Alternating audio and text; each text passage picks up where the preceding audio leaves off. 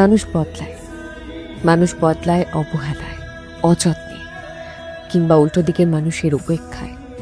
মানুষ বদলায় কথায়, ব্যবহারে, আচরণে। সে বলতে বলতে চুপ হয়ে যায়, চুপ হয়ে যায় দীর্ঘ আঘাতে আঘাতে, ক্ষত হতে হতে। সে নির্বিকার হয়ে যায় সহ্য করতে করতে। তার গায়ে যখন কষ্ট আর অভিমানগুলো বিশেষ হুল ফোটাতে পারে না, ঠিক তখন সে চুপ করে যায়। মানুষ মানুষ যন্ত্রণা পেতে পেতে একটা সময় পর সেই যন্ত্রণায় আর কাঁদে না, গা শোয়া হয়ে যায় বিষয়টা। ভালোবাসার মানুষগুলোকে ডাকতে ডাকতে এক সময় পর ক্লান্ত হয়ে আর ডাকে না।